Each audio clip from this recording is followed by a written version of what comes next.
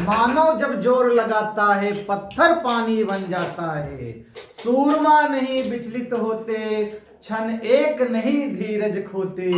विघ्नों को गले लगाते हैं, कांटों में राह बनाते हैं। मानव जब जोर लगाता है पत्थर पानी बन जाता है।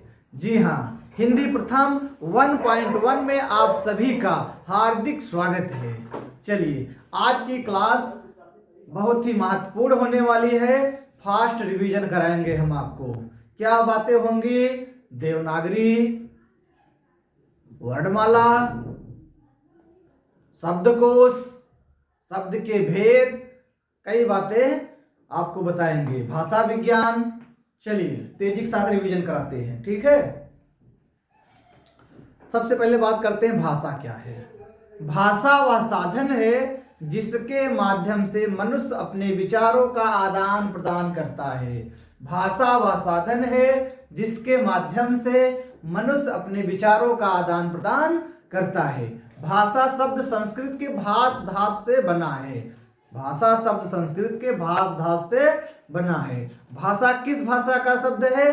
तो भाषा संस्कृत का शब्द है। पूरी दुनिया में लगभग 6000 भाषाएं बोली जाती है, जिसमें से हिंदी का विशेष स्थान है और सबसे ज्यादा बोली जाने वाले में हिंदी तीसरे स्थान पे है। पहले स्थान पे अंग्रेजी है, फिर मंदारिन, फिर हिंदी है। ठीक, तीसरे स्थान पे हिंदी है। आगे बात करते हैं। इसके बाद हिंदी किस भाषा का शब्द है? हिंदी किस भाषा का शब्द है? तो हिंदी ईरानी या फारसी का शब्द है। ध्यान देना है। हिंदी किस ईरानी, हिंदी ईरानी फारसी, ये पूछा गया था प्रश्न, आ सकता है फिर दोबारा। तो हिंदी किस भाषा का शब्द है? ईरानी का है, फारसी का है। ठीक है, हिंदी ईरानी फारसी का शब्द है। हिंदी ईरानी फारसी का शब्द है।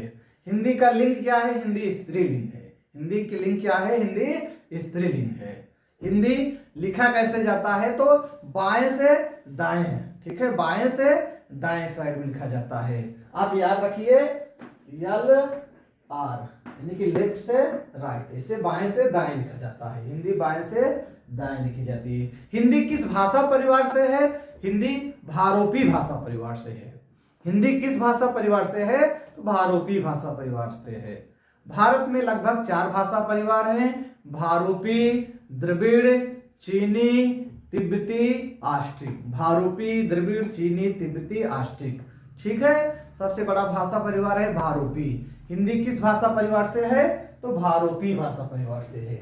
हिंदी किस भाषा परिवार से है? तो भारोपी भाषा परिवार से है। भारत में लगभग भाषा परिवार कितने हैं? तो 4 हैं। ठीक है, भारोपी, चीनी, तिब्बती, द्रविड़, आस्ट्रिक, ये 4 भाषा परिवार हैं हिंदी में। तो हिंदी का लिंग क्या है? स्त्रीलिंग है। ठीक है, और हिंदी किस भाषा परिवार से है? भारोपी भाषा परिवार से है। हिंदी बाएं से दाएं लिखी जाती है। ठीक है, हिंदी का विकास अपभ्रंश से हुआ है। हिंदी की आदि जननी संस्कृत है। तो विकास क्रम क्या है? वैदिक संस्कृत, लौकिक संस्कृत, पाली प्राकृत, अपभ्रंश। वैदिक संस्कृत, लौकिक संस्कृत, पाली प्राकृत, अपभ्रंश। हिंदी का विकास अपभ्रंश से हुआ है। हिंदी की आदि जननी क्या है? तो संस्कृत है। हिंदी किस भाषा का शब्द है? ईरानी फारसी का शब्द है। ईरानी फारसी का शब्द है। हिंदी किस शब्द से विकसित हुआ है? तो सिंधु शब्द से विकसित हुआ है। किससे विकसित हुआ है? सिंधु से। सिंधु, सिंधु, हिंदू, हिंद, हिंदीक, हिंदी। ठीक है, याद रखना है। तो सिंधु शब्द से क्या विकसित हुआ है? हिंदी। सिंधु शब्द से क्या बना है? हिंदी बना है। हिंदी ईरानी फारसी का शब्द है। सिंधु किसका शब्द है? संस्कृत का शब्द है। सिंधु किस भाषा का शब्द है? तो संस्कृत का शब्द है। याद रखना है, सिंधु संस्कृत का शब्द है। इसके बाद फिर बात करते हैं हम लिपि के बारे में। हिंदी की लिपि क्या है? देवनागरी। हिंदी की लिपि देवनागरी है। हिंदी की लिपि देवनागरी है। लिपि किसे कहते हैं? लिखने के ढंग को लिपि कहा जाता है। लिखने के ढंग को लिपि कहा जाता है। हिंदी की लिपि देवनागरी, मराठी की लिपि देवनागरी, संस्कृत की लिपि देवनागरी। हिंदी, मराठी, संस्कृत, नेपाली, इन सब की लिपियां क्या है? देवनागरी। ठीक है, हिंदी, संस्कृत, मराठी की लिपि क्या है? देवनागरी। देवनागरी लिपि में सर्वप्रथम सुधार 1904 ईस्वी में हुआ था। किसने किया था? बाल गंगाधर तिलक ने। देवनागरी लिपि में सर्वप्रथम सुधार 1904 ईस्वी में हुआ, बाल गंगाधर तिलक ने किया था। ठीक है, देवनागरी लिपि का वर्णमाला का वर्ण क्रम जो है वैज्ञानिक है। एक अक्षर के लिए एक ही ध्वनि होती है हिंदी देवनागरी में, एक अक्षर के लिए एक ही ध्वनि होती है। ठीक है, और बाएं से दाएं लिखी जाती है, बाएं से दाएं लिखी जाती है। देवनागरी लिपि का विकास क्रम क्या है? देवनागरी लिपि का विकास किससे हुआ है? तो देवनागरी लिपि का विकास ब्राह्मी लिपि से हुआ है। प्रश्न पूछा जाता है देवनागरी लिपि का विकास किससे हुआ है? तो ब्राह्मी लिपि से हुआ है। किससे हुआ है? ब्राह्मी लिपि से हुआ है। देवनागरी लिपि का विकास ब्राह्मी लिपि से हुआ है। ठीक है, इसका क्रम क्या है? ब्राह्मी लिपि, गुप्त लिपि, कुटिल लिपि, देवनागरी। ब्रह्मगुप्त है, कुटिल देव, ऐसे याद रखिए ट्रिक से, ब्रह्मगुप्त है, कुटिल देव। देवनागरी लिपि का विकास ब्राह्मी लिपि से हुआ है, ब्रह्मगुप्त है, कुटिल देव। देवनागरी लिपि में पहली बार संशोधन 1904 में हुआ था। किसने किया था? बाल गंगाधर तिलक ने किया था। देवनागरी लिपि में पहली बार संशोधन 1904 में किसने किया? बाल गंगाधर तिलक ने किया था। याद रखना है। नागरी लिपि सुधार समिति, नागरी लिपि सुधार समिति के अध्यक्ष कौन बनाए गए थे? काका कालेलकर। नागरी लिपि सुधार समिति के संयोजक काका कालेलकर बनाए गए थे। काका कालेलकर ने 14 सुझाव दिए। नागरी लिपि सुधार समिति के संयोजक काका कालेलकर बनाए गए। काका कालेलकर ने 14 सुझाव दिया। उत्तर प्रदेश सरकार ने 31 जुलाई 1947 में नरेंद्र देव की अध्यक्षता में नागरी लिपि सुधार समिति की स्थापना किया। ठीक है, 31 जुलाई 1947 में नरेंद्र देव की अध्यक्षता में नागरी लिपि सुधार समिति का गठन किया गया। याद रखना है, ये सब पूछता है। आ की 12 खड़ी किसने तैयार की? तो महाराष्ट्र के सावरकर बंधुओं ने। आ की 12 खड़ी किसने तैयार किया? महाराष्ट्र के सावरकर बंधुओं ने। राजभाषा आयोग का गठन कब हुआ? 1955, 7 जून 1955। राजभाषा आयोग का गठन 7 जून 1955 में हुआ। राजभाषा आयोग का गठन 1955, जिसके पहले अध्यक्ष बीजी खेर बनाए गए। जिसके पहले अध्यक्ष कौन बनाए गए? बीजी खेर बनाए गए। राजभाषा आयोग का गठन 1955, जिसके पहले अध्यक्ष कौन बनाए गए? बीजी खेर बनाए गए। तो चीज आप बार बार इसलिए पढ़ रहे हैं ताकि आपको याद हो जाए। ठीक है,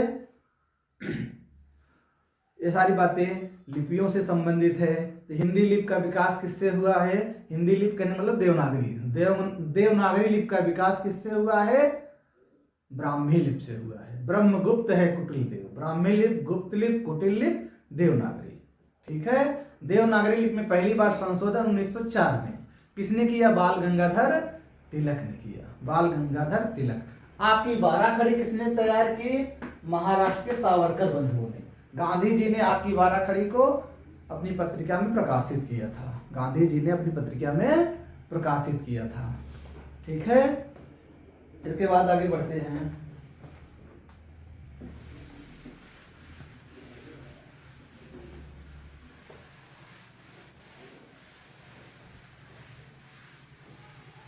तो याद रखना है, नागरी लिपि सुधार समिति के संयोजक कौन थे? काका कालेलकर। कितने सुझाव दिए? 14 सुझाव दिए। कितने सुझाव? 14 सुझाव दिए। नागरी लिपि सुधार समिति के संयोजक काका कालेलकर। कितने सुझाव? 14। हिंदी भाषा किस परिवार से है? तो भारोपी परिवार से। हिंदी भाषा किस परिवार से है? तो भारोपी परिवार से। सबसे बड़ा भाषा परिवार क्या है? तो भारोपी परिवार ही है। ध्यान देना है, सबसे बड़ा भाषा परिवार क्या है? भारोपी परिवार ही है। ठीक है, सबसे बड़ा भाषा परिवार किसे कहेंगे? भारोपी परिवार को कहेंगे। तो याद रखना है, हिंदी की लिपि क्या है? देवनागरी। हिंदी का लिंग क्या है? स्त्रीलिंग है। हिंदी बाएं से दाएं लिखी जाती है। हिंदी बाएं से दाएं लिखी जाती है। ठीक है, देवनागरी लिपि में पहली बार सुधार 1904 में हुआ था। किसने किया? बाल गंगाधर तिलक ने। देवनागरी लिपि में पहली बार सुधार 1904 में बाल गंगाधर तिलक ने। आ की 12 खड़ी किसने तैयार की? महाराष्ट्र के सावरकर बंधुओं ने। आ की 12 खड़ी महाराष्ट्र के सावरकर बंधुओं ने तैयार किया। राजभाषा आयोग का गठन 1955 में हुआ। राजभाषा आयोग का गठन 1955 में हुआ। ठीक है। सुनीत कुमार चटर्जी, सी राजगोपालाचारी, कबीर और हुमायूं, ये लोग रोमन लिपि की मांग कर रहे थे। सुनीत कुमार चटर्जी, सी राजगोपालाचारी, कबीर और हुमायूं। सुनीत कुमार चटर्जी, सी राजगोपालाचारी, कबीर, हुमायूं, ये लोग रोमन लिपि की मांग कर रहे थे। किसकी मांग कर रहे थे? रोमन लिपि की। 31 जुलाई 1947 में नरेंद्र देव की अध्यक्षता में नागरिक लिपि सुधार समिति की स्थापना की गई। 31 जुलाई 1947 नरेंद्र देव की अध्यक्षता में उत्तर प्रदेश नागरिक लिपि सुधार समिति का स्थापना किया गया। याद रखना है ये। ठीक है। ये सब बातें हुई देवनागरी से संबंधित। और देवनागरी लिपि का विकास किससे हुआ है? ब्राह्मी लिपि से हुआ है।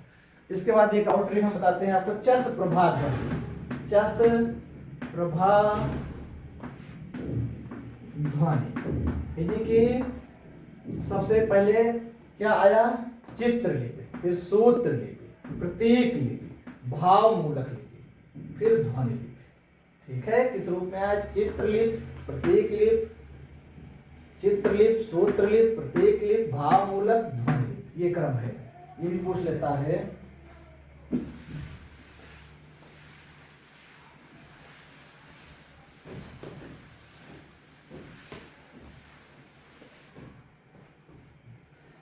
आगे बढ़ते हैं। अब इसके बाद बात करते हैं स्वर व्यंजन के बारे में। ठीक है। तो भाषा की सबसे छोटी इकाई, जी हाँ, भाषा की सबसे छोटी इकाई, भाषा की सबसे छोटी इकाई वर्ण ध्वनि, वर्ण ध्वनि अक्षर। आपको मिलेगा या तो विकल्प में वर्ण रहेगा या ध्वनि या अक्षर। ठीक है। अगर इस प्रकार कहा जाए भाषा की सबसे छोटी इकाई, तो वर्ण, ध्वनि या अक्षर, ये तीनों हो जाएंगे। ठीक है। भाषा की सबसे छोटी लिखित इकाई कहा जाए तो वर्ण या अक्षर। भाषा की सबसे छोटी मौखिक इकाई कहा जाए तो ध्वनि हो जाएगा। भाषा की सबसे छोटी सार्थक इकाई, भाषा की सबसे छोटी सार्थक इकाई क्या होगा? तो यहाँ पर सार्थक कहा जा रहा है। भाषा की सबसे छोटी सार्थक इकाई तो शब्द हो जाएगा। भाषा की सबसे छोटी सार्थक मौखिक इकाई, भाषा की सबसे छोटी सार्थक मौखिक इकाई, तो ध्यान देना है ध्वनि हो जाएगा। मौखिक कहा जाएगा तो ध्वनि हो जाएगा। ठीक है। आगे बढ़ते हैं। भाव या भावार्थ के आधार पर भाषा की छोटी या बड़ी इकाई वाक्य हो जाएगा। व्याकरण का सबसे बड़ा अंग क्या होगा? वाक्य होगा। व्याकरण का सबसे बड़ा अंग वाक्य हो जाएगा। कोई भी शब्द जब किसी वाक्य में आता है तो पद कहलाता है। तो याद रखना है भाषा की सबसे छोटी इकाई वर्ण, ध्वनि या अक्षर। ठीक। भाषा की सबसे छोटी सार्थक इकाई शब्द। भाव या भावार्थ के आधार पर भाषा की छोटी या बड़ी इकाई क्या कहलाएगा? वाक्य कहलाएगा। व्याकरण का सबसे बड़ा अंग वाक्य कहलाता है। वस्तुतः हिंदी भाषा में दो प्रकार की ध्वनियां पाई जाती हैं, स्वर, व्यंजन। स्वर, व्यंजन। स्वर किसे कहेंगे? वे वर्ण जिनका उच्चारण स्वतंत्र रूप से होता है, किसी अन्य वर्णों की सहायता से नहीं होता है, उन्हें हम क्या कहते हैं? उन्हें हम स्वर कहते हैं। उन्हें क्या कहते हैं? स्वर। ठीक है। हिंदी में स्वरों की संख्या कितनी है?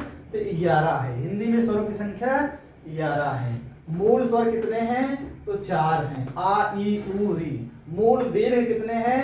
3 हैं। दीर्घ आ, दीर्घ ई, दीर्घ उ। संयुक्त स्वर कितने हैं? तो 4 हैं। ए, ऐ, ओ, औ। हिंदी में संयुक्त स्वर कितने हैं? 4। ए, ऐ, ओ, औ।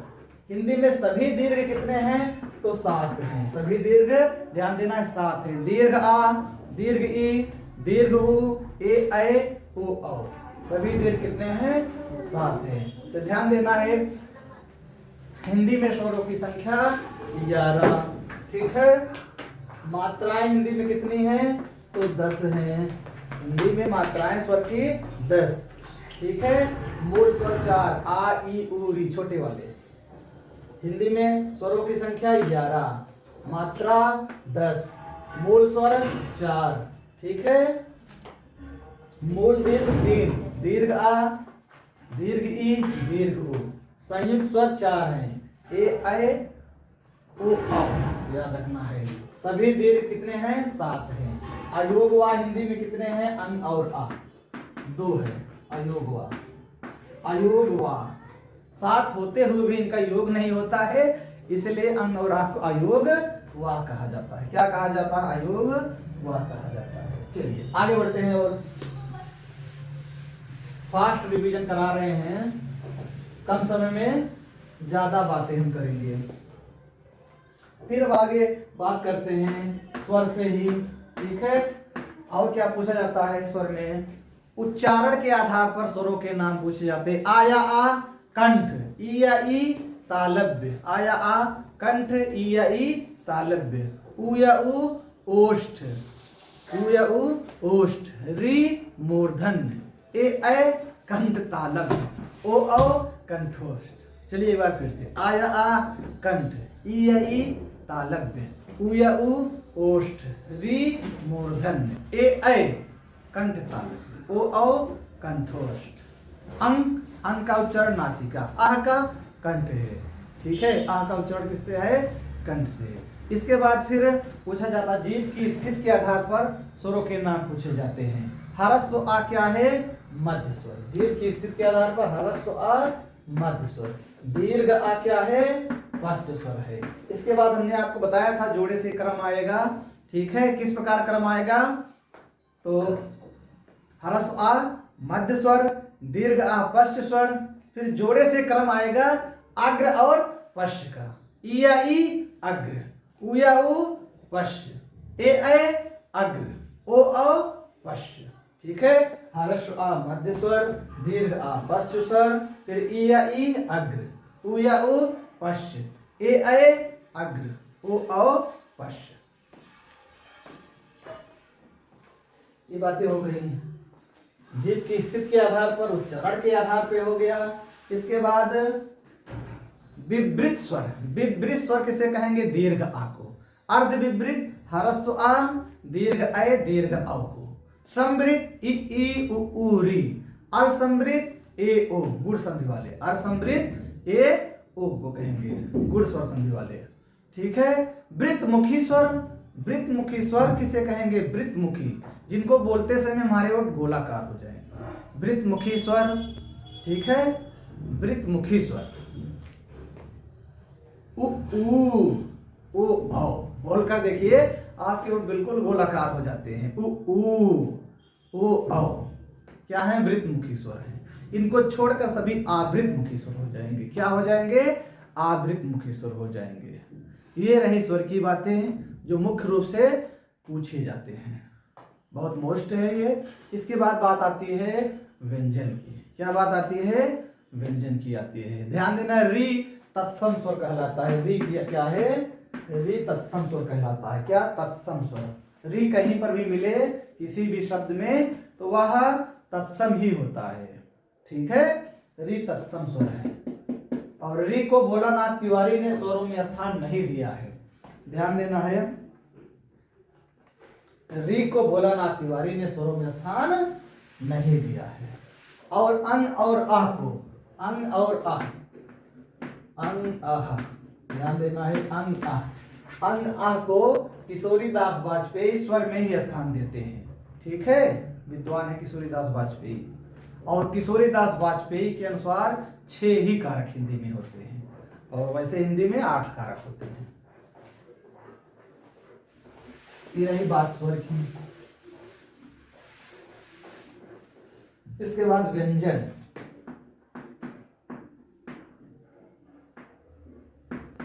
व्यंजन, व्यंजन की बात अगर हम करते हैं, ध्यान देना है, व्यंजन की बात करते हैं तो 1 मिनट चाप ले लें।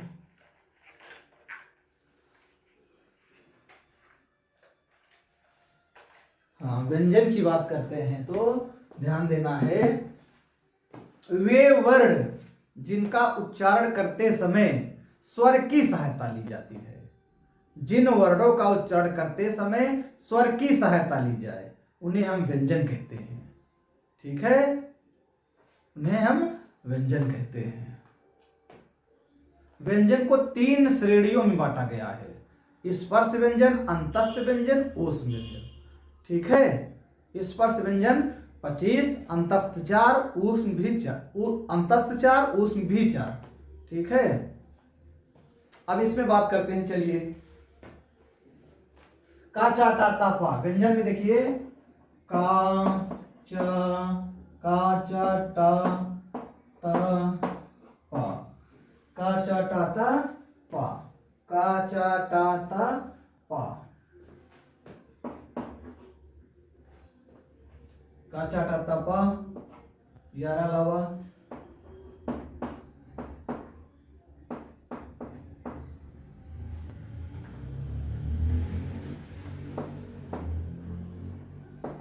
या रा ला वा, तालब सा मूर्धन्य सा, तालब सा मूर्धन्य सा, दंती सा और हा, त्रा ज्ञा सा। अब बातें होंगी, देखिए यहाँ क्या आएगा, अंगा, या, ड़ा, ना, मा। बस तेजी से रिवीजन कराने के लिए लिख रहे हैं इसको हम। ठीक है, ता था दा धा ना, ऐसे मा। अब देखिए यहाँ पर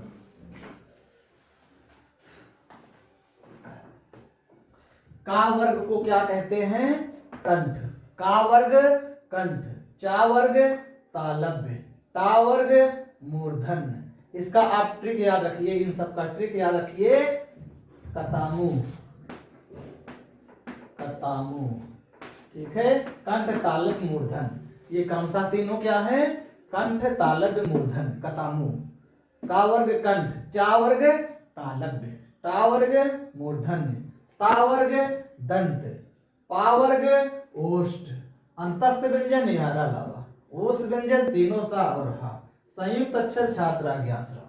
ठीक, अब इसके बाद ध्यान देना है, लुंठित या प्रकंपित किसे कहेंगे, लुंठित या प्रकंपित रा को कहते हैं, लुंठित या प्रकंपित रा। पार्श्विक ला को कहते हैं, पार्श्विक। दंतोष्ठ, दंतोष्ठ वा को याद रखिए, दंतोष्ठ वा को समझ कर याद रखिए, चाहे रट्टा मार के आपको याद रखना है, तभी आप परीक्षा में अच्छा कर पाएंगे। तो लुंठित या प्रकंपित रा, पार्श्विक ला, वा को दंतोष्ठ, या और वा अर्ध स्वर, कहीं कहीं चारों अर्ध स्वर में मिलते हैं, तो याद रखना है आपको। आगे फिर इसका एक और नाम है अलग से भी, देखिए ये तालव्य सा है, ये तालव्य सा, ये मूर्धन्य सा, ये दंती सा। तो ध्यान देना है, इसे भी तालव्य कहते हैं, इसके ऊपर ठीक लिखा जाता है, या भी तालव्य है। और रा भी मूर्धन्य है, रा क्या है, मूर्धन्य है, ये मूर्धन, ये मूर्धन, रा भी क्या है, मूर्धन्य है। ला क्या है, दंत है। ऐसे याद रखिए, कितना आसान है। नीचे वाले तीनों से अगर याद है तो ऊपर वाला भी वही नाम है। तो तालव्य और या भी तालव्य, ये तालव्य, रा भी तालव्य, ये तालव्य है और ये मूर्धन्य है, मूर्धन्य और रा को भी मूर्धन्य कहते हैं, दंती सा, ला को भी दंती कहते हैं। ठीक, ऐसे याद रखिए। वा को दंतोष, हा को काकल या कंठ कहा जाता है। क्या कहा जाता है, हा को काकल या कंठ कहा जाता है। फिर एक छा किससे बना है, का हलंत मूर्धन्य सा से छा, ता प्लस रा से त्रा, जा हलंत प्लस इया से ज्ञा, तालव्य सा प्लस रा से स्रा। याद रखना है इन सबको। ठीक, का के बाद क्या आता है, छा, ता के बाद क्या आएगा, त्रा, जा के बाद क्या आएगा, ज्ञा, तालव्य सा के बाद क्या आएगा, स्रा आएगा। ठीक है, ये शब्दकोश के अनुसार था, याद रखना है। लुंठित या प्रकंपित रा को कहेंगे, लुंठित या प्रकंपित रा को। दंतोष्ठ वा को कहते हैं। तीन सा होते हैं, कौन तीन सा होते हैं? तालव्य सा, मूर्धन्य सा, दंती सा। तालव्य सा, मूर्धन्य सा, दंती सा, जो खूब पूछे जाते हैं। तालव्य सा, मूर्धन्य सा, दंती सा। आगे बढ़ते हैं। अब इसमें और क्या पूछता है? अल्प प्राण, महाप्राण, अघोष, सघोष। अल्प प्राण किसे कहेंगे? चलिए अल्प प्राण देखते हैं। जी हाँ, अल्प प्राण। अल्प प्राण नाम में ही परिभाषा है। अल्प प्राण जिन वर्णों का उच्चारण करते समय हमारे मुख से प्राणवायु कम मात्रा में निकले, उसे हम क्या कहेंगे? अल्प प्राण कहते हैं। उसे क्या कहते हैं? अल्प प्राण। अल्प प्राण प्रत्येक वर्ग का, अल्प प्राण प्रत्येक वर्ग का पहला, तीसरा, पांचवा, यानी कि ध्यान देना है। अल्प प्राण बराबर 135 प्लस सभी स्वर, सभी स्वर। अल्प प्राण बराबर 135 प्लस सभी स्वर प्लस अंतस्थ व्यंजन, या, रा, ला, वा। ठीक है, अल्प प्राण बराबर 135 प्लस सभी स्वर प्लस अंतस्थ व्यंजन। ठीक है, प्रत्येक वर्ग का पहला, तीसरा, पांचवा, सभी स्वर, अंतस्थ व्यंजन, ये क्या होते हैं? अल्प प्राण।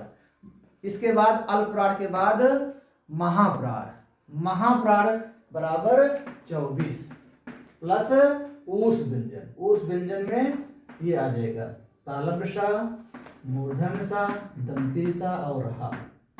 तालव्य सा, मूर्धन्य सा, दंती सा, हा। याद रखना है।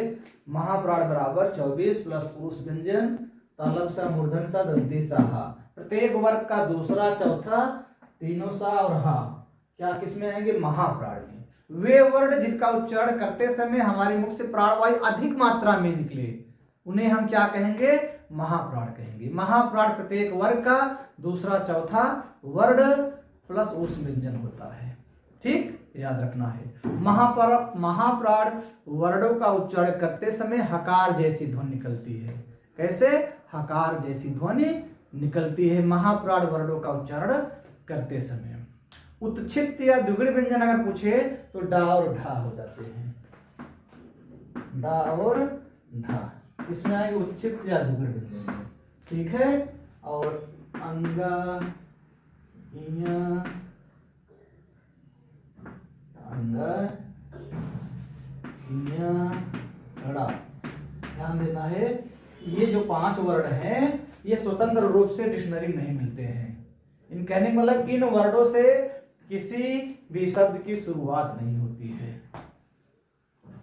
अंगा, इया, ड़ा, अंगा, इया, ड़ा, डा और ढा। ठीक है, कोई दिक्कत? याद रखना है इसको भी। पंचमाक्षर अंगा, इया, ड़ा, नमा होते हैं। ठीक है, जो 5 हैं।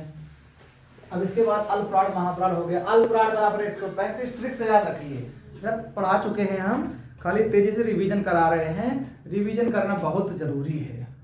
ठीक है, अल्पप्राण बराबर 135 प्लस सभी स्वर प्लस अंतस्थ व्यंजन। महाप्राण बराबर 24 प्लस ऊष्म व्यंजन। इसके बाद अघोष, सघोष। ठीक है, अघोष आ माने नहीं, ठीक है, घोष माने कंपन। वे वर्ण जिनका उच्चारण करते समय जब हमारे स्वर तंत्रियों में कंपन ना हो, उन्हें हम अघोष कहते हैं। अघोष कहते हैं, अघोष। अघोष, अघोष बराबर 12 प्लस तीनों सा, हा नहीं आएगा। ठीक है, अघोष बराबर 12 प्लस तीनों सा। अब सघोष या घोष किसे कहेंगे? देखिए, सा माने साथ में, घोष मतलब कंपन, ऐसे याद रखिए। सघोष या घोष जिन वर्णों का उच्चारण करते समय जब हमारे स्वर तंत्रियों में कंपन होगा, सघोष जब हमारे स्वर तंत्रियों में कंपन होगा, वे सघोष या घोष उन्हें कहेंगे। सघोष या घोष प्रत्येक वर्ग का तीसरा, चौथा, पांचवा, यानी कि 345 सभी स्वर, 345 सभी स्वर, 345 सभी स्वर। ठीक है, सघोष बराबर तीसरा, चौथा, पांचवा और सभी स्वर। ठीक है, और हा सभी स्वर, तीसरा, चौथा, पांचवा सभी स्वर। हा भी है क्योंकि वहां क्या था, अघोष बराबर 12 प्लस तीनों सा, वहां 3 सा था, लेकिन हा किस में आएगा, सघोष में आएगा। सघोष, सघोष या घोष में 345, तीसरा, चौथा, पांचवा सभी स्वर, हा प्लस अंतस्थ व्यंजन, या रा, ला, वा, याद रखना ये सब आएंगे इसमें मुख्य रूप से। ये क्या है, सघोष है, सघोष या घोष। ठीक, अल्पप्राण बराबर 135 प्लस सभी स्वर अंतस्थ व्यंजन, महाप्राण बराबर 24 प्लस ऊष्म व्यंजन, अघोष बराबर 12 प्लस तीनों सा, सघोष बराबर तीसरा, चौथा, पांचवा प्लस सभी स्वर। ठीक है, प्लस तीनों सा नहीं, सभी स्वर प्लस हा और अंतस्थ व्यंजन, ये होगा तीसरा, चौथा, पांचवा प्लस सभी स्वर प्लस हा प्लस अंतस्थ व्यंजन, ये होगा। ठीक है, तीनों सा अघोष में होगा। आगे बढ़ते हैं, और क्या बच रहा है, इसके बाद शब्दकोश का क्रम बच रहा है। शब्दकोश का क्रम, शब्दकोश का क्रम पहले क्या आएगा, अनुस्वार, पहले क्या आएगा, अनुस्वार, फिर अनुनासिक, फिर विसर्ग, इसके बाद आ ई उ री ए ऐ ओ औ। तो शब्दकोश के आधार पर स्वर का जो क्रम है, अनुस्वार, अनुनासिक, विसर्ग, आ ई उ री ए ऐ ओ औ, ये होगा। का के बाद क्या आएगा, छा, ता के बाद त्रा, जा के बाद ज्ञा, तालव्य सा के बाद स्रा, का हलंत मूर्धन्य सा से छा, ता प्लस रा से त्रा, जा हलंत प्लस यहाँ से ज्ञा, तालव्य सा प्लस रा से क्या बना है, स्रा। हा को काकल या कंठ कहेंगे, वा को दंतोष्ठ, रा को लुंठित या प्रकंपित, रा को लुंठित या प्रकंपित कहेंगे। ठीक है, उत्क्षिप्त या द्विगुण व्यंजन किसे कहते हैं, उत्क्षिप्त या द्विगुण व्यंजन डा और ढा। ठीक है, इसके बाद विदेशी या मेहमान ध्वनिया या वर्ग जो होते हैं वे हैं का, ख, ग, ज, फ, नुक्ता रहेगा, इनको बोलते समय थोड़ा भारीपन होता है। का, ख, ग, ज, फ, ये अरबी या फारसी के वर्ड माने जाते हैं, विदेशी वर्ड माने जाते हैं। ठीक है, क, ख, ग, ज, फ अरबी या फारसी या विदेशी के वर्ड माने जाते हैं ये, क, ख, ग, ज, फ। इसके बाद बदाक्षर, मुक्ताक्षर। बदाक्षर वे वर्ड, देखिए बदाक्षर क्या है, बदाक्षर मतलब आप ऐसे याद रखिए, बा से बदाक्षर, वा से व्यंजन होता है, थोड़ा सा मिलता जुलता है, ऐसे याद रखिए, बदाक्षर मतलब व्यंजन। ठीक है, जिसकी अंतिम ध्वनि व्यंजन हो, जिसकी अंतिम ध्वनि व्यंजन हो बदाक्षर है, जिसकी अंतिम ध्वनि व्यंजन हो क्या है, वो बदाक्षर है। जैसे राजन, राजन लास्ट में हलंत है ना, अंतिम ध्वनि क्या है, व्यंजन है, राजन, बदाक्षर। जिसकी अंतिम ध्वनि स्वर हो, जैसे अनिल, ला पे हलंत लगाएंगे आ जाएगा, या जो। ठीक है, ये क्या है, बदाक्षर है, बदाक्षर, बदाक्षर, बदाक्षर और मुक्ताक्षर, ये मुक्ताक्षर है, जो मुक्ताक्षर है, बदाक्षर, मुक्ताक्षर। संपृक्त ध्वनियां जैसे संबल, संबल जब एक ही ध्वनि दो व्यंजनों से संयुक्त हो जाए उसे संपृक्त ध्वनि कहते हैं, जैसे संबल, जैसे संबल। युग्मक या द्वित ध्वनियां, युग्मक या द्वित, युग्मक या द्वित ध्वनियां किसे कहेंगे, एक ही ध्वनि का द्वित हो जाए, एक ही युग्म की ध्वनि आ जाए दो बार, जैसे दिल्ली, दिल्ली, लाया फिर लाया, दिल्ली, बिल्ली, उत्फुल्ल, प्रफुल्ल। ठीक है, और क्या बच रहा है बताइए, चलिए आगे बढ़ते हैं। बलाघात या स्वराघात किसे कहेंगे, बलाघात या स्वराघात। जैसे इंद्र, विष्णु, जब किसी एक वर्ण पर बल दिया जाता है उसे बला या स्वराघात कहते हैं। ठीक है, जैसे इंद्र, विश्व, जिस पर बल दिया जाएगा उसके बाद वाला अक्षर आधा रहेगा तभी बल दिया जाता है, जैसे इंद्र, विश्व। ठीक है, संपृक्त ध्वनि हो गया, मुक्ताक्षर, बदाक्षर हो गया, युग्मक या द्वितीय ध्वनियां हो गया, संयुक्त अक्षर जैसे क्या, जैसे छा, ये सब क्या है, संयुक्त अक्षर हैं।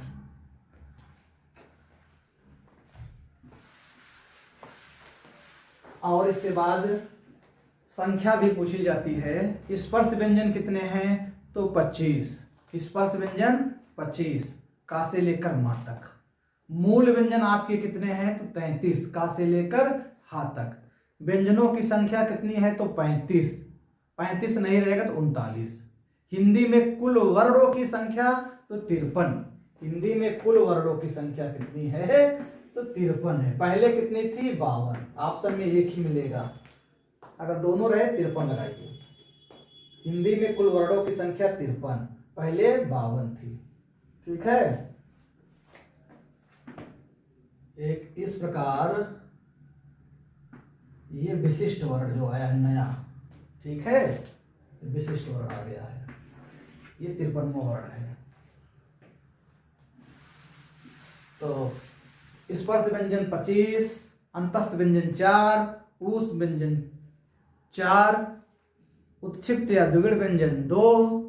स्पर्श व्यंजन 25, अंतस्थ व्यंजन 4, ऊष्म व्यंजन 4, उत्क्षिप्त या द्विगुण व्यंजन 2।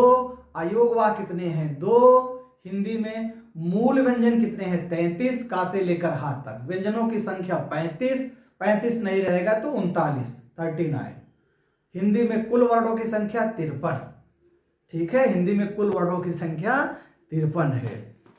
ठीक, ये सब याद कर डालिए, बहुत ही मोस्ट है, बार बार पूछे जाते हैं सब। अब इसके बाद बात करते हैं, देखिए भाषा विज्ञान के बारे में कुछ बातें।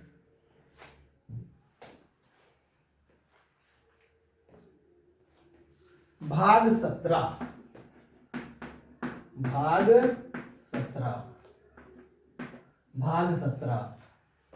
अनुच्छेद 343 से लेकर 351 तक राजभाषा के बारे में बात किया गया है। भाग 17 343 से लेकर 351 तक राजभाषा के बारे में बात किया गया है। ध्यान देना है, राजभाषा के बारे में बात किया गया है।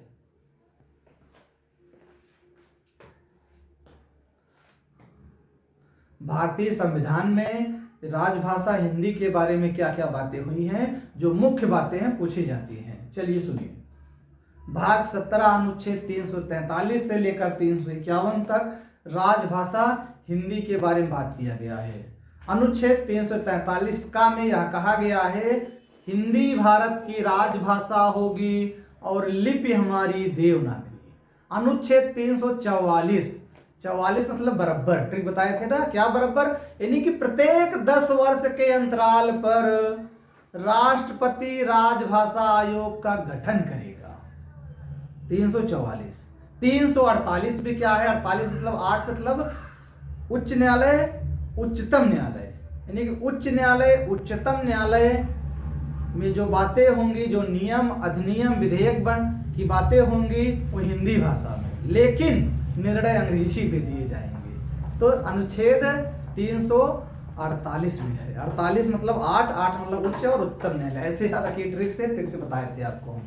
इसके बाद अनुच्छेद 350 का में क्या है, प्राथमिक स्तर पर बच्चों को उनकी मातृभाषा में शिक्षा दिया जाए। अनुच्छेद 350 का। अनुच्छेद 351 में बताए थे, एक है यानी कि संघ एक है, संघ का यह कर्तव्य होगा वह हिंदी भाषा का प्रचार प्रसार करे। ठीक है, ये अनुच्छेद की बातें हैं। इसके बाद भाग 5 अनुच्छेद 120।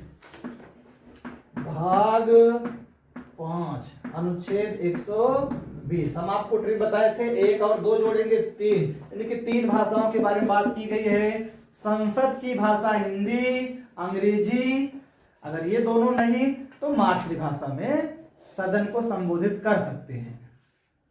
ठीक है, संसद की भाषा हिंदी होगी, नहीं तो अंग्रेजी, नहीं तो मातृभाषा। 3 भाषा हुआ ना, किसी एक में सदन को संबोधित कर सकते हैं।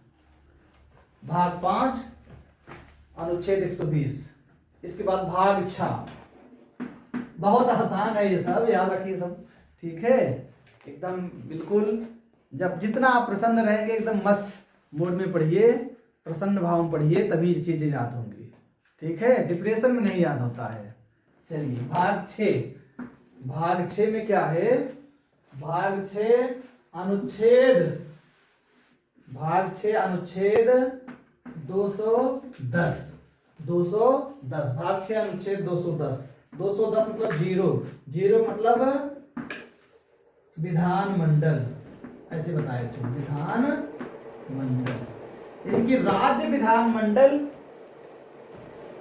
राज्य विधानमंडल के भाषा का प्रावधान है।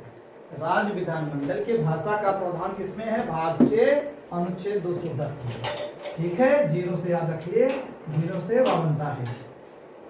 भाग 6 210 राज्य विधानमंडल भाषा का प्रावधान। इसके बाद और आगे बढ़ते हैं, बने रहिए क्लास में आप लोग, बहुत ही मोस्ट बातें और आने वाली हैं।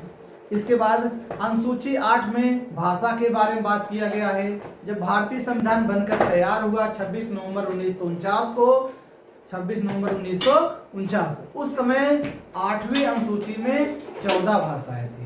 वर्तमान में कितनी भाषाएं हैं? वर्तमान समय में 2026 में 22 भाषाएं हैं। 14 से 22 कैसे हुआ, ध्यान देना है।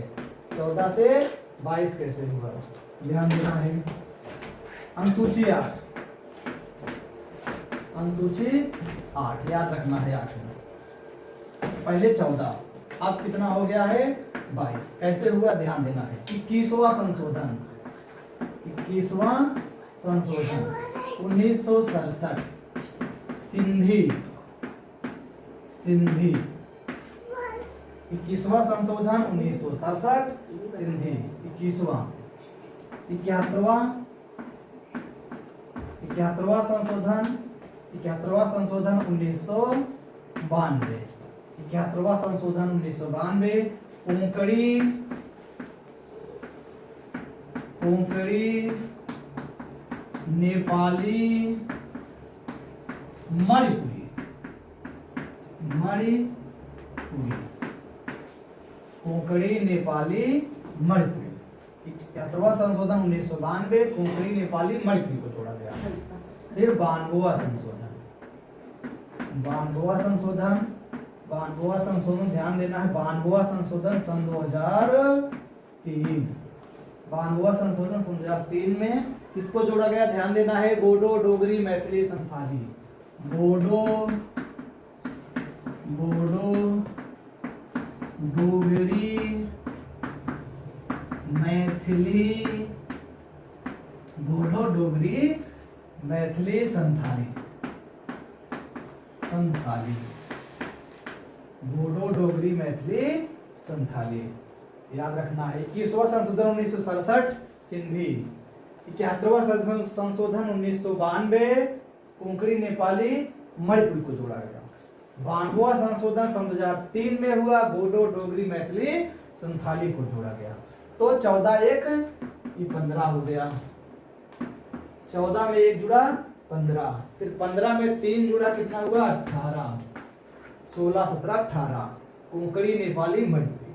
फिर 92वां संशोधन सन 2003 में बोडो, डोगरी, मैथिली, संथाली को जोड़ा गया। 18 प्लस 4 बराबर 22। इस प्रकार 8वीं अनुसूची में वर्तमान समय में कुल 22 भाषाएं हैं।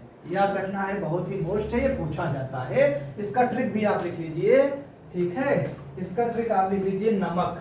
इस वाले का 21वां संशोधन 1992 का ट्रिक है नमक। नमक ट्रिक में ट्रिक नहीं होना चाहिए, बिल्कुल व्यवहारिक होना चाहिए। नमक, नमक का मतलब ना से नेपाली, मा से मणिपुरी, का से कोंकणी।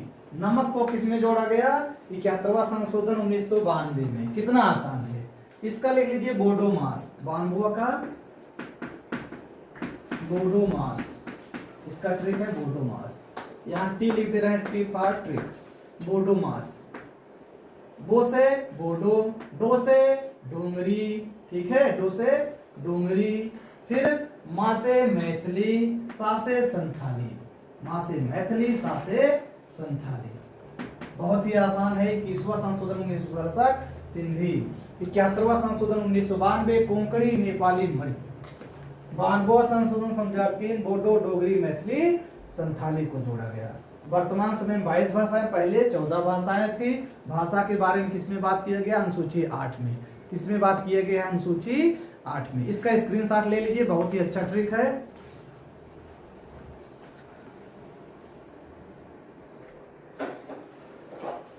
स्क्रीनशॉट हो गया। वसूलों पर आँच आए तो टकराना जरूरी है, गर जिंदा हो तो जिंदा नजर आना जरूरी है। वसूलों पर आँच आए तो टकराना जरूरी है, गर जिंदा हो तो जिंदा नजर आना जरूरी है। हम भी दरिया हैं, हमें अपना हुनर मालूम है, जिस तरफ भी चल पड़ेंगे रास्ता हो जाएगा।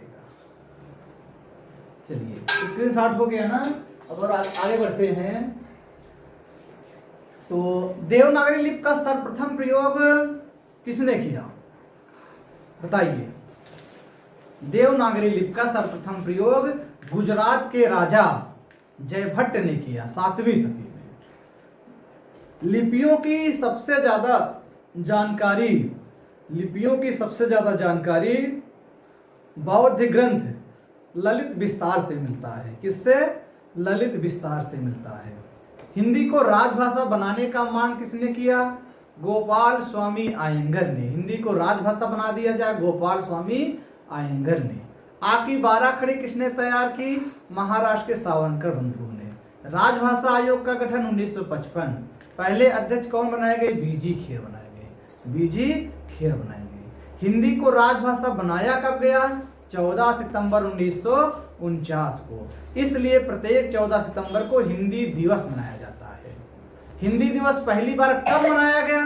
तो 14 सितंबर 1953 में मनाया गया, याद रखना है। 10 जनवरी 1975 नागपुर में पहली बार विश्व हिंदी सम्मेलन का आयोजन किया गया। इसलिए प्रत्येक 10 जनवरी को विश्व हिंदी दिवस मनाया जाता है। 10 जनवरी 1975 नागपुर में पहली बार विश्व हिंदी सम्मेलन का आयोजन किया गया। उसमें प्रधानमंत्री इंदिरा गांधी जी थी। और पहली बार विश्व हिंदी दिवस मनाया कब गया? तो 10 जनवरी सन 2006 में तत्कालीन प्रधानमंत्री डॉक्टर मनमोहन सिंह जी के नेतृत्व में। तो ध्यान देना है, 2 बातें हैं। विश्व हिंदी सम्मेलन का आयोजन कब किया गया? तो 10 जनवरी 1975 नागपुर में। अभी 12वां विश्व हिंदी सम्मेलन कब हुआ? तो फिजी में हुआ है। 12वां विश्व हिंदी सम्मेलन कहाँ हुआ? फिजी में हुआ। पहला नागपुर में हुआ 10 जनवरी 1975। और पहली बार विश्व हिंदी दिवस मनाया कब गया? तो 10 जनवरी सन 2006 में मनाया गया। ये सब बातें याद रखना है। विश्व में पूरे विश्व में हिंदी का क्या स्थान है? तो तीसरे स्थान पे है। भारत में हिंदी का क्या स्थान है? तो पहले स्थान पे। सबसे ज्यादा भारत में हिंदी बोली जाती है। भारत में सबसे ज्यादा हिंदी बोली जाती है। दूसरे स्थान पे तेलुगु है। क्या है? तेलुगु है। भाषा के आधार पर सर्वप्रथम किस राज्य का गठन हुआ? चलिए बताइए, आप लोग कमेंट करिए। भाषा के आधार पर सर्वप्रथम किस राज्य का गठन हुआ? आंध्र प्रदेश राज्य का गठन हुआ। स्वतंत्रता संग्राम सेनानी श्री रामाल जी के मांग पर। ठीक है, तो यह भी प्रश्न बन सकता है। भाषा के आधार पर सर्वप्रथम किस राज्य का गठन हुआ? तो आंध्र प्रदेश राज्य का गठन हुआ। कब हुआ? 1953 में हुआ था। कब हुआ? 1953 में हुआ था। भारत की पहली पत्रिका हिंदी के क्षेत्र में उदंत मार्तंड है, जिसका प्रकाशन 30 मई 1826 को कोलकाता से साप्ताहिक पत्रिका पंडित जुगल किशोर ने किया। इसलिए प्रत्येक 30 मई को पत्रकारिता दिवस मनाया जाता है। तो हिंदी के क्षेत्र में भारत की पहली पत्रिका उदंत मार्तंड, उगता हुआ सूर्य जिसका अर्थ होता है।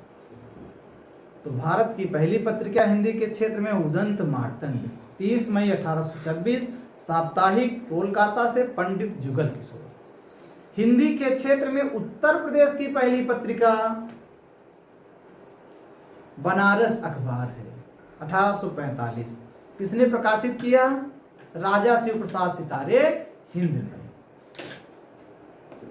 हिंदी के क्षेत्र में पहली दैनिक पत्रिका समाचार सुधा वर्षण, श्याम सुंदर सेन ने प्रकाशित किया, कोलकाता से।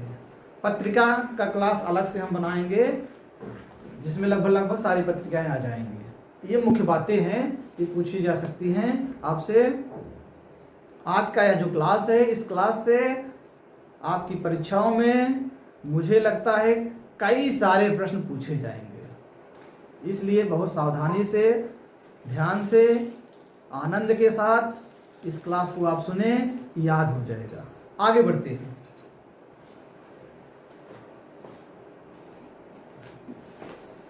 तो 21वां संशोधन 1967 सिंधी, 71वां संशोधन 1992, 92वां संशोधन सन 2003 बोडो, डोगरी, मैथिली, संथाली, बोडो मास, नमक 71वां 1992, कोंकणी, नेपाली, मणिपुरी।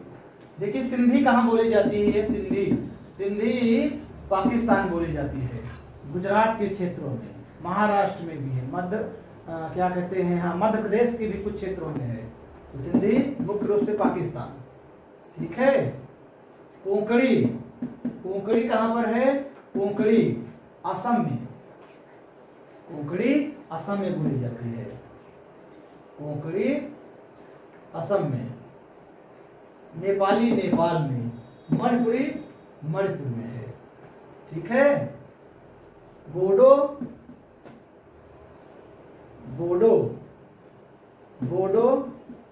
ध्यान देना है, कोंकणी गोवा में है, गलत बता दिए थे, कोंकणी गोवा में बोली जाती है, कोंकणी गोवा में है। बोडो जो है असम में। आबा सादा ऐसे नहीं लिखते हैं क्रम, कभी कभार आबा सादा ऐसे याद रखिए, आबा से बा और आ। बोडो कहाँ है? असम में है। बोडो कहाँ पर? असम में। बा और आ से याद रखिए, आबा सा लिखते नहीं ऐसे याद रखिए, अच्छा ट्रिक है ये। बोडो कहाँ है? असम में। बोडो कहाँ बोली जाती है? असम में। कोंकणी गोवा में है, ठीक है। कोंकणी कहाँ है? गोवा में। और डोगरी जम्मू कश्मीर में बोली जाती है। कहाँ पर बोली जाती है? जम्मू कश्मीर में। डोगरी जम्मू कश्मीर में। मैथिली दरभंगा जिले में, मैथिली दरभंगा जिले में, मिथिला में, ठीक है। मैथिली दरभंगा जिले में, मैथिली दरभंगा जिले में। संथाली झारखंड में। संथाली कहाँ बोली जाती है? झारखंड में बोली जाती है, संथाली झारखंड में, ठीक है। इसके बाद भाषा की जो बातें हैं उसका भी क्लास अलग से बना देंगे, जैसे कि बनारस, बलिया, गाजीपुर, देवरिया में क्या बोला जाता है, ठीक है। ये सारी बातें हैं। लखनऊ में क्या है, प्रतापगढ़ में, उन्नाव में क्या है, इन सब की क्लास अलग से बना देंगे हम, तो इसको भी याद रखिए आप। मगही कहाँ बोली जाती है? मगही बताइए, कमेंट करके बताएं आपको, मगही कहाँ बोली जाती है? मैथिली तो संपूर्ण गया में है, मैथिली दरभंगा जिले में है।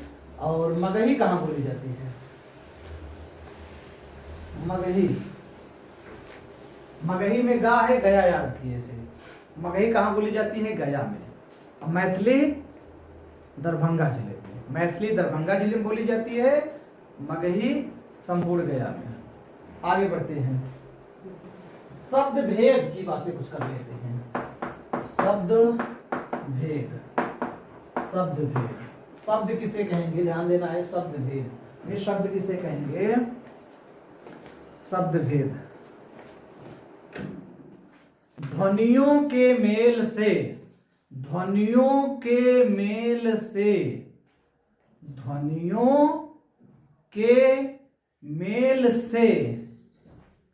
बने सार्थक वर्ण समुदाय को शब्द कहते हैं। ध्वनियों के मेल से बने सार्थक वर्ण समुदाय को शब्द कहते हैं। याद रखना है, सार्थक वर्ण समुदाय को शब्द कहते हैं। जैसे अनिल, विमल, कमल आदि कोई भी शब्द जब किसी वाक्य में आता है वह शब्द पद कहलाता है, वह अपना रूप झट से संवार लेता है। दुनिया की सभी भाषाएं परिवर्तनशील होती हैं, देश काल परिस्थिति के अनुसार कुछ न कुछ परिवर्तन होता रहता है। ठीक है, शब्द भेद में तेजी के साथ एक बार देखिए, नहीं तो क्लास बहुत लंबा हो जाएगा। तो मगही कहाँ बोला जाता है? संपूर्ण गया में, मैथिली दरभंगा जिले में, याद रखना है।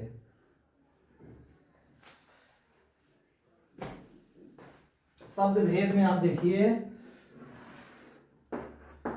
रचना एवं बनावट के आधार पर शब्द के 3 भेद। ठीक है, रचना एवं बनावट के आधार पर शब्द के 3 भेद होते हैं। इसके बाद स्रोत, इतिहास, व्युत्पत्ति और उत्पत्ति के आधार पर शब्द के 4 भेद होते हैं। कितने? 4 भेद। यहाँ 3। रचना एवं बनावट के आधार पर शब्द के 3 भेद, स्रोत, इतिहास, व्युत्पत्ति और उत्पत्ति के आधार पर शब्द के 4 भेद। अर्थ के आधार पर, अर्थ के आधार पर शब्द के 4 भेद। रूप के आधार पर शब्द के, रूप, रूपांतर, परिवर्तन, विकार के आधार पर शब्द के 2 भेद। चलिए ऐसे समझिए। तो रचना या बनावट के आधार पर शब्द के 3 भेद जो होते हैं, रूढ़ शब्द होते हैं, रूढ़ शब्द, यौगिक शब्द, योग रूढ़। ठीक है, रूढ़ शब्द, यौगिक शब्द, योग रूढ़। और इसके बाद स्रोत, इतिहास, व्युत्पत्ति और उत्पत्ति के आधार पर शब्द के 4 भेद होते हैं। तत्सम, तद्भव, तत्सम, तद्भव, देशज, मतलब विदेशज। कुछ विद्वान मान लेते हैं किसको? संकर शब्द को, संकर शब्द याद रखना है। तत्सम, तद्भव, देशज, विदेशज, कुछ विद्वान संकर शब्द को। अर्थ के आधार पर ध्यान देना है। एकार्थी, एकार्थी, अनेकार्थी, विपरीतार्थी, एकार्थी, अनेकार्थी, विपरीतार्थी, समानार्थी, पर्यायवाची, समानार्थी। ठीक है, रूप या रूपांतर के आधार पर 2 भेद होते हैं, विकारी और अविकारी, विकारी और अविकारी। याद रखना है, ध्वनियों के मेल से बने सार्थक वर्ण समुदाय को शब्द कहते हैं। शब्द के भेद में इस प्रकार हैं, रचना एवं बनावट के आधार पर, ना हो गया, रचना एवं बनावट के आधार पर, रचना एवं बनावट के आधार पर 3 भेद होते हैं, रूढ़ शब्द, यौगिक शब्द, योग रूढ़। स्रोत, इतिहास, व्युत्पत्ति, उत्पत्ति के आधार पर 4 भेद होते हैं। तत्सम, तद्भव, देशज, विदेशज, कुछ विद्वान संकर को मानते हैं। अर्थ के आधार पर शब्द के 4 भेद होते हैं, एकार्थी, अनेकार्थी, विपरीतार्थी, समानार्थी, पर्यायवाची।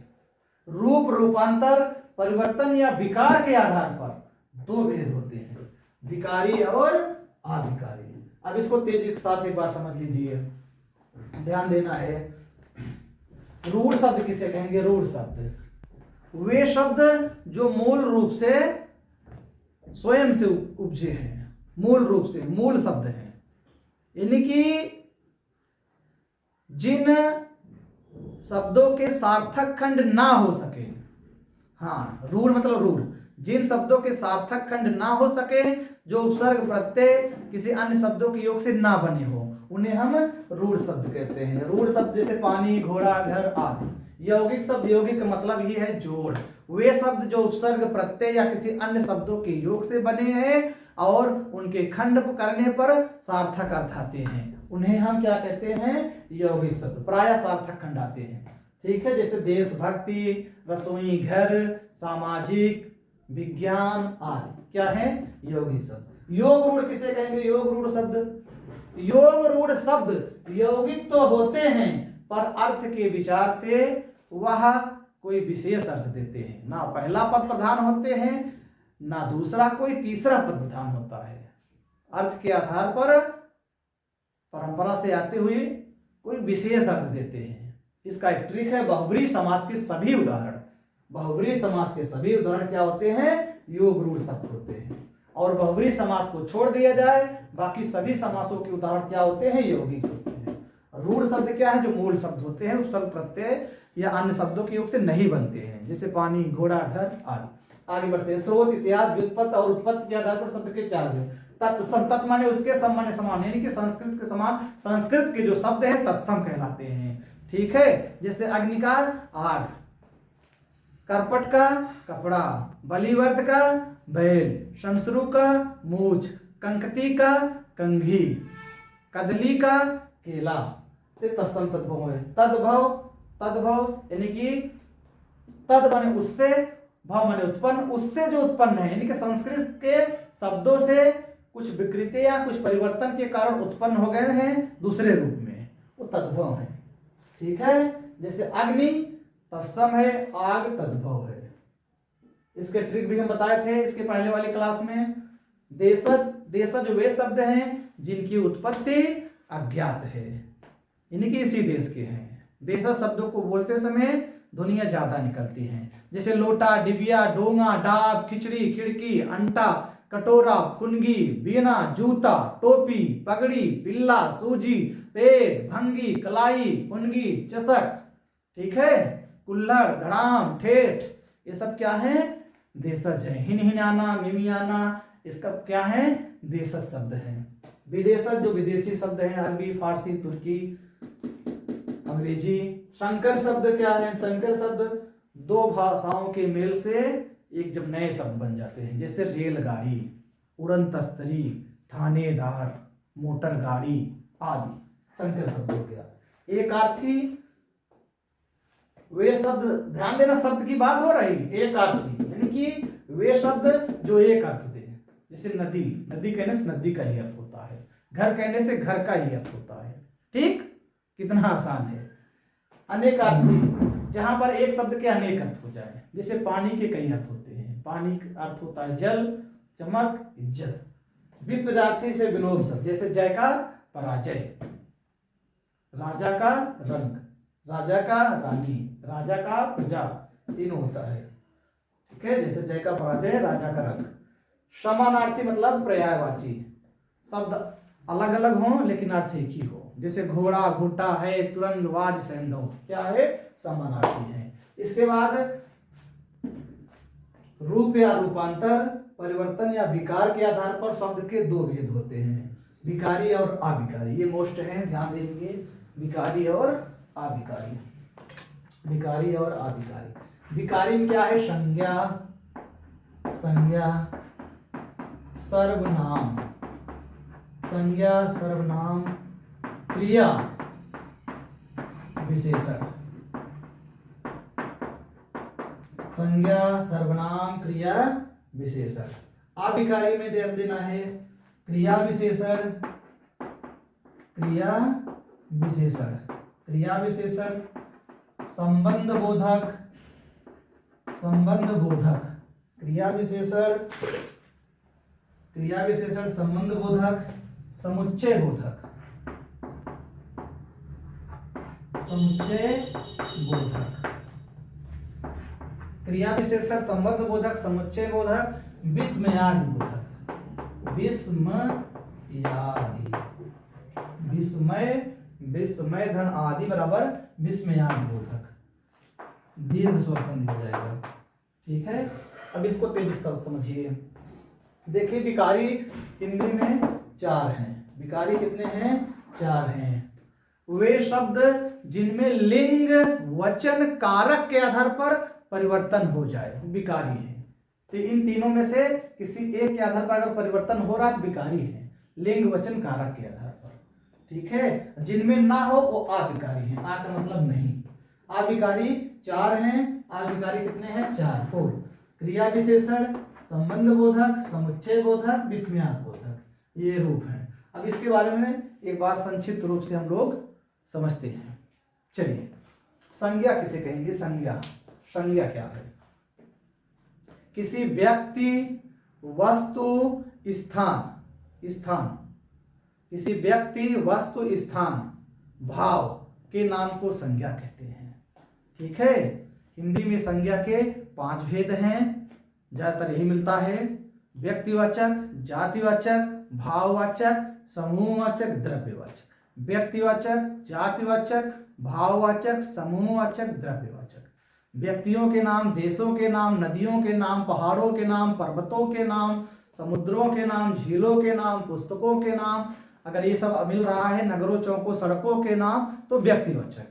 जैसे अनिल व्यक्तिवाचक है, राम व्यक्तिवाचक, उदंत मार्तंड व्यक्तिवाचक, मई जून जुलाई व्यक्तिवाचक, सोमवार मंगलवार व्यक्तिवाचक, चांदनी चौक व्यक्तिवाचक संज्ञा। ठीक, प्रतापगढ़ कैसी संज्ञा है? व्यक्तिवाचक। जातिवाचक में क्या है? सगे संबंधियों के नाम, माता पिता भाई बहन, व्यवसायों के नाम, किसान, क्या है? जातिवाचक। पशु पक्षियों के नाम, बाघ, चीता, शेर, क्या है? जातिवाचक। ध्यान देना है, व्यक्तिवाचक में और जातिवाचक में क्या अंतर है? व्यक्तिवाचक की अपेक्षा जातिवाचक अधिक मात्रा में संज्ञा है। जातिवाचक कहाँ कहाँ पर होगा, ध्यान देना है। सगे संबंधियों के नाम जैसे माता पिता भाई बहन, सगे संबंधियों के नाम जैसे माता पिता भाई बहन, तो जातिवाचक संज्ञा क्या हो जाएगा? जातिवाचक संज्ञा। ठीक है। और फिर इसके बाद व्यवसायों के नाम, किसी व्यवसाय का नाम आ गया तो क्या होगा? जातिवाचक। जैसे किसान, कुम्हार। समुद्रों के नाम, झीलों के नाम, समुद्रों, झीलों, पहाड़ों, पर्वतों के नाम आ जाए। समुद्रों, झीलों, पहाड़ों, पर्वतों के नाम अगर आ गए तो क्या होगा? समुद्रों के नाम अगर आ गया तो व्यक्तिवाचक हो जाएगा। क्या हो जाएगा? व्यक्तिवाचक। लेकिन सिर्फ यही कहा जाए समुद्र, समुद्र,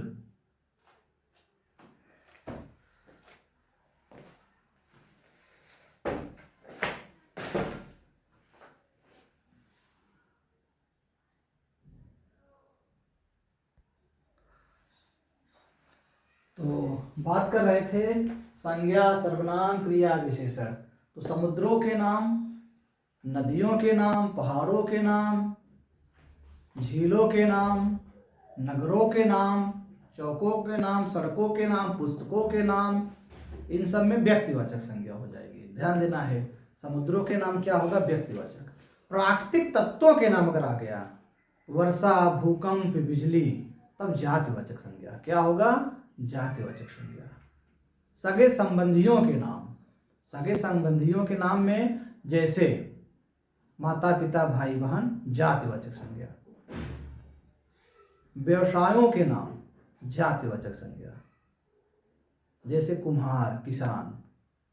पदों के नाम, जातिवाचक, जैसे अध्यापक। अध्यापक कहने सभी अध्यापक का बोध हो जाता है, जातिवाचक। संबंधियों के नाम, पदों के नाम, व्यवसायों के नाम, प्राकृतिक तत्वों के नाम क्या हो जाते हैं? वर्षा, बिजली, भूकंप, जातिवाचक। जहां भाव का बोध होगा, भाववाचक संज्ञा। प्रेम क्या है? भाववाचक संज्ञा है। ठीक है।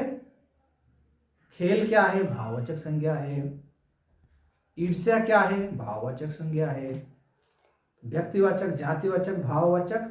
इसके बाद समूहवाचक, जहां समूह की बातें होंगी वहां समूहवाचक। परिवार, गुच्छा, मेला, पुंज, ढेर, श्रृंखला, समूहवाचक। द्रव्यवाचक संज्ञा है ऐसी संज्ञा जिसे मापा या तौला जा सके, जैसे पानी, दूध, तेल, तेजाब, सोना, चांदी, द्रव्यवाचक। संज्ञा के विषय में इसके बाद एकदम विस्तृत रूप से बात होगी। ठीक है, संक्षिप्त रूप से हम समझ लीजिए। चलिए आगे बढ़ते हैं। संज्ञा हो गया ना, तो संज्ञा के 5 भेद हैं कि कौन कौन? व्यक्तिवाचक, जातिवाचक, भाववाचक, समूहवाचक, द्रव्यवाचक। एकदम रट्टा मार डालिए, अच्छे से याद कर डालिए।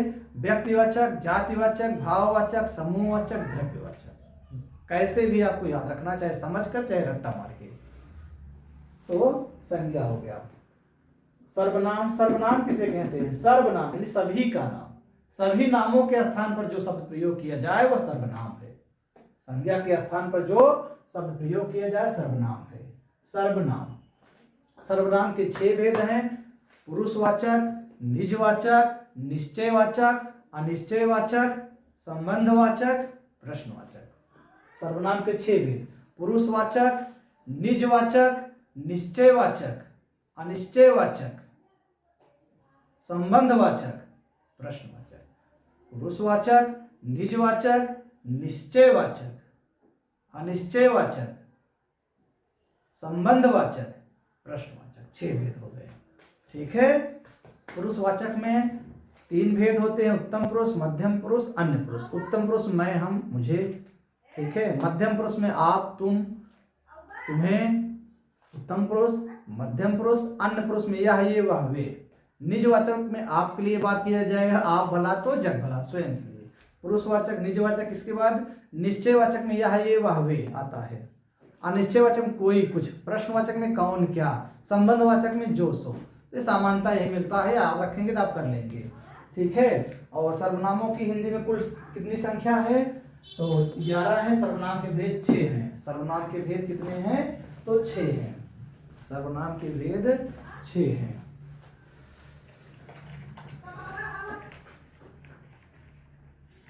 सर्वनाम के भेद कितने हैं? 6 हैं।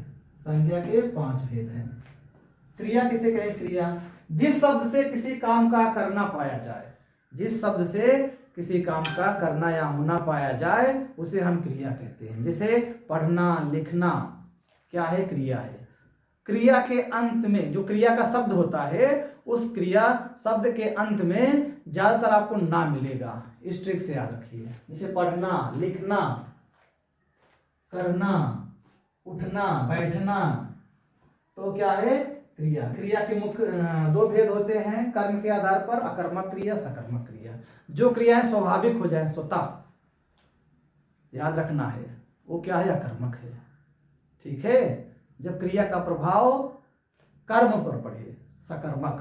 क्रिया का प्रभाव कर्म पर ना पड़े, कर्ता पर पड़े, कर्म ना हो, तो अकर्मक।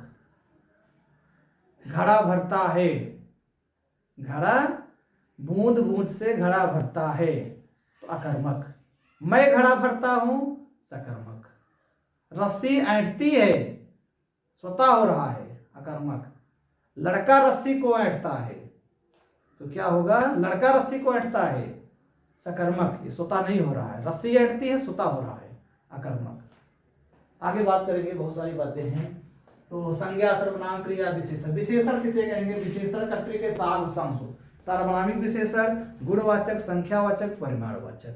ठीक है। विशेषण और विशेषण, वह शब्द जो संज्ञा सर्वनाम की विशेषता बताए उसे हम विशेषण कहते हैं। जैसे लाल टोपी। टोपी क्या है? संज्ञा है। लाल क्या है? विशेषण है। लाल विशेषण। विशेषण के 4 भेद होते हैं: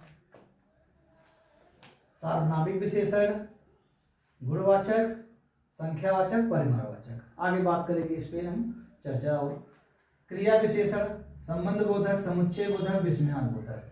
क्रिया विशेषण किसे कहेंगे? क्रिया विशेषण। क्रिया विशेषण किसे कहेंगे? क्रिया विशेषण शब्द की बात हो रही है, यानी कि वह क्रिया विशेषण शब्द, वह क्रिया विशेषण शब्द जो क्रिया की विशेषता बताए। जैसे विमल धीरे धीरे चलता है, तो चलता है की विशेषता क्या है? धीरे धीरे।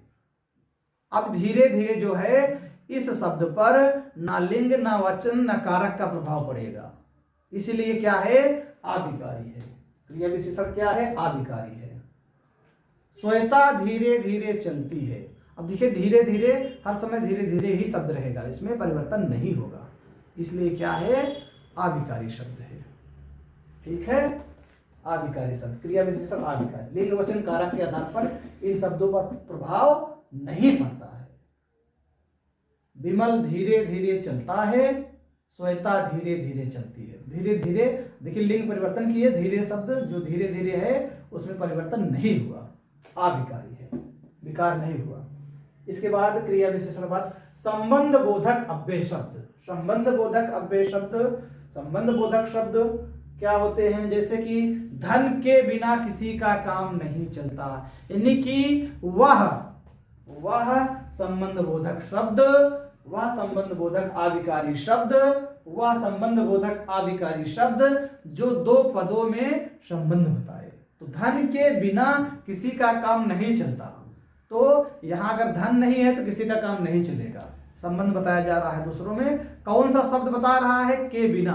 जो शब्द संबंध बताए वही संबंध बोधक अव्यय है, आविकारी शब्द है। के बिना क्या है? संबंध बोधक शब्द है। ठीक, संबंध बता रहा है। समुच्चय बोधक, समुच्चय का मतलब है जोड़। ठीक, समुच्चय बोधक शब्द जो आविकारी हैं कैसे होगा?